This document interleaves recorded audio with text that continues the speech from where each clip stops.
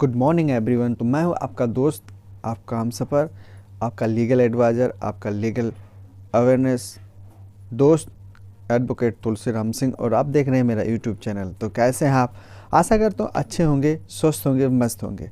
आज मैं बात करूँगा पैरोल के बारे में। जो इम्पोर्टेंट जजमेंट आया है सुप्रीम कोर्ट का, जो काफ़ी चर्चा में है, उसके बारे में आप लोगों से बात करूँगा। तो वीडियो पर बने रहिएगा, कहीं मत जाइएगा। और आइए शुरू करते हैं। ये जो पेरोल होता है, पेरोल की अवधि को वास्तविक सज़ा की अवधि में शामिल नहीं किया जा सकता, ऐसा सुप्रीम कोर्ट ने कहा।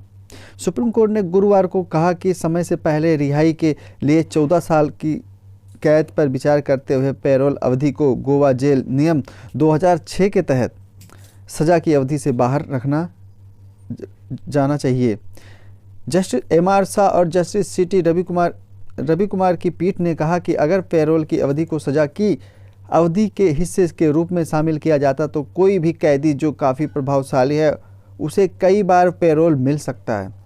अदालत ने कहा कि वास्तविक कारावास के उद्देश्य के खिलाफ है।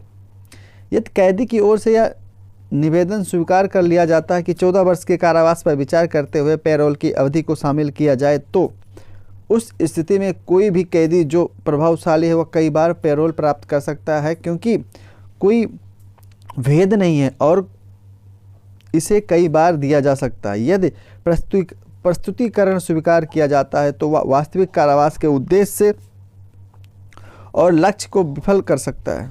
हमारा दृढ़ मत है कि वास्तविक कारावास पर विचार करने के उद्देश्य से पेरोल की अवधि को बाहर रखा जाए। हम हाई कोर्ट द्वारा दिए गए दृष्टिकोण से पूरी तरह से सहमत हैं। वर्तमान एसएलपी खारिज की जाती है। पीठ गोवा जिला नियमों के नियम 335 और जेल अधिनियम 1894 की धारा 55 कैदियों की बाहरी हिरासत, नियंत्रण और रोजगार से संबंधित Bombay high court Goa bench के आदेश के खिलाफ एक चुनौती विचार कर रही थी। कोर्ट ने दिसंबर 2022 में फैसला सुरक्षित रखा था। उस सुनवाई के दौरान सीनियर एडवोकेट सिद्धार्थ दावे ने इस पर कई तर्क दिए। नियमों के तहत पेरोल की अवधि को सजा का हिस्सा माना जाना क्यों संभव है?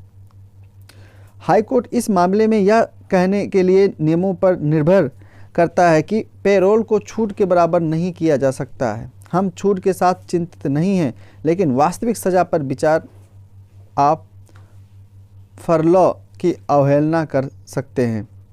बेंच ने कहा कि फरलॉ अधिकार का मामला है, जमानत नहीं है। आमतौर पर इसे दिया जाना चाहिए जब तक कि अपराध की गंभीरता आदि जैसे कुछ असाधारण परिस्थितियां न हो। फरलॉ लंबी अवधि के कारावास के मामले में दी जाने वाली रिहाई है। दवे ने सुनील फूलचंद शाह बनाम भारत संघ और अन्य में सुप्रीम कोर्ट के फैसले पर भरोसा किया, जिसमें कहा था कि पेरोल की अवधि को निवारक हिरासत अवधि के हिस्से से के रूप में माना जाएगा। जस्टिस शाह ने कहा, निवारक हिरासत सजा नहीं है, यह एक अलग आधार पर खड़ा है। दावे ने कहा, जमानत के विपरीत पेरोल एक निश्चित अवधि के लिए होता है। न्यायालय ने तब पेरोल और फरलॉ के बीच के अंतर को इंगित किया, जहां तक बाद का संबंध है कि हर 2 साल में एक व्यक्ति इसके लिए हकदार है। अदालत ने सुनवाई के दौरान कहा, हालांकि पेरोल कुछ राहत पाने के लिए आरोपी द्वारा किए गए आवेदन पर है। दावे ने तर्क दिया, आपको इस बात पर विचार करना होगा कि जमानत, पेरोल और फरोल का उपयोग कैसे किया जाता है। जमानत में हिरासत की प्रकृति जेल हिरासत में निजी हिरासत में बदल जाती है, इसकी गिनती नहीं होगी। जमानत और पेरोल के अलग अलग अर्थ हैं। फरलॉ में हिरासत की प्रकृति समान रहती है, व्यापक हिरासत समान है। जस्टिस रवि कुमार ने कहा कि और पेरोल पर रिहा होने के दौरान कोई निलंबन नहीं होगा, वस्तुतः यही विवाद हो जाता है। दावे ने कहा, हाँ में जवाब दिया।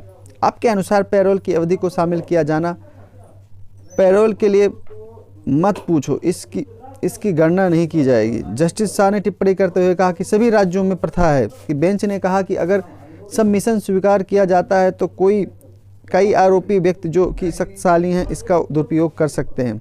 जस्टिस शाह ने पूछा था कि पैरोल की शक्तियां सरकार के पास है। जैसा कि मेरे भाई ने ठीक ही कहा कि कभी कभी इसे चिकित्सा आधार पर लंबी अवधि के लिए दिया जाता है, लेकिन क्योंकि राजनीति से जुड़े अधिकांश आरोपी जेलों की तुलना में अस्पतालों में रहना पसंद करेंगे। यदि आपका निवेदन है स्वीकार किया जाता है तो उसे अवधि पर विचार किया जाना चाहिए।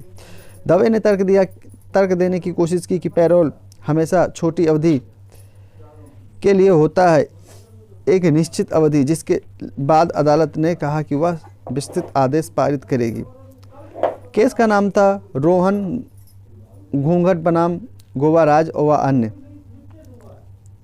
दोस्तों को कैसे लगी पैरोल से रिलेटेड आपको ये इन्फॉर्मेशन, ये जजमेंट जो सुप्रीम कोर्ट का जाना माना जजमेंट है। तो आशा करता हूँ आप इस चीज़ को समझ गए होंगे। पैरोल और जो पैरोल की जो अवधि होती है, जो वास्तविक सज़ा होती है, उससे जैसे कि बताया गया उसको एक में नहीं मिलाया जा सकता, उसको अलग अलग रखा जा सकता, उसको जोड़ा नहीं जा सकता वास्तविक कारावास में। तो आशा करता हूँ आप लोग समझ गए होंगे। मैं फिर मिलूँगा एक नई वीडियो के साथ, तब तक के लिए जय हिंद।